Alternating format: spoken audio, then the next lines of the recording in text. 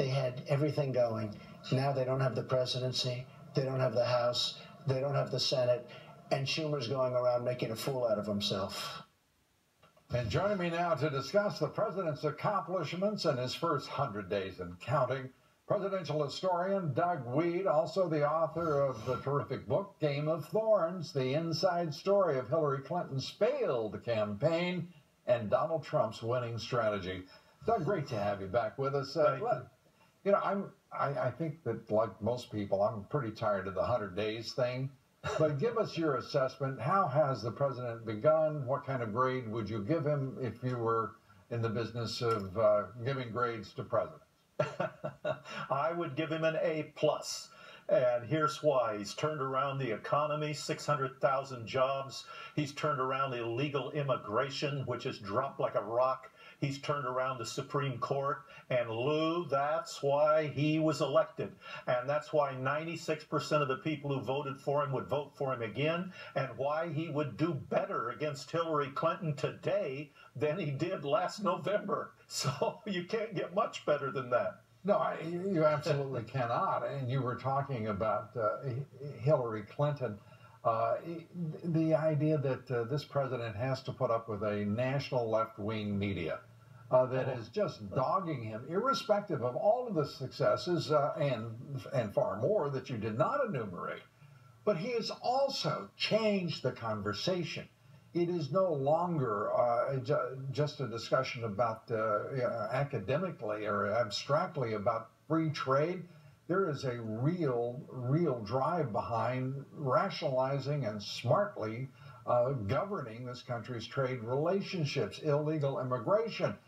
People actually asking the question, well, why is it that people should come into this country, not surrender their identity because they want to be Americans, but no, they want to be multicultural, asking questions like, why in the world are we permitting corruption on both sides of the border? And why is this the first president in history to say we're going to go after the drug cartels, the transnational gangs that are destroying American lives? It's amazing. And you know that MS-13, for example, they're targeting illegal immigrants. Right. So if you care about illegal immigrants, why would you allow murderers to run free on the streets? So it just, I'll tell you something else. He's transparent. Hillary Clinton went 9 months without a press conference and finally gave one in September, just before the election in November. And this president has given 9 press conferences in his first 100 days. You know, you didn't see much of a mention of that in the good old national left-wing media, did you? Even though they should consider themselves beneficiaries of it all. We also have some people still in the Republicans, particularly in the House, who are not crediting him with what he has brought, the conversations he's changed, the direction he's taking the nation. In fact, they're opposing him in some of the most weak-kneed, petty ways, whether it be this attempting to hang on to what was the House's Speaker Ryan's so-called better way agenda, pushing all sorts of nonsense that really isn't the president's agenda.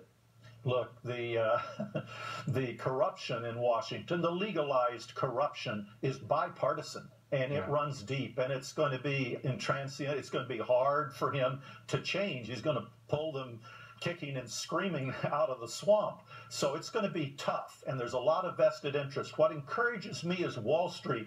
Wall Street was solidly behind Hillary Clinton. Hey, they just gave $400,000 to Barack Obama to give a speech you can see for free on YouTube a couple days ago. So they were in bed with the Clintons. They gave to their foundation. They expected them to win. 96% of those executives in media properties and journalists gave to the Clinton election, but she didn't win. So they're invested in all of this, and he's trying to change it. But if you look at the numbers, if you look at the numbers, the poor got poorer, the rich got richer under the last 2 presidents, a Republican and a Democrat. We solved that, Doug. We solved that. We've got a new president, a new way forward, and it's called, I think, Make America Great Again. That's it.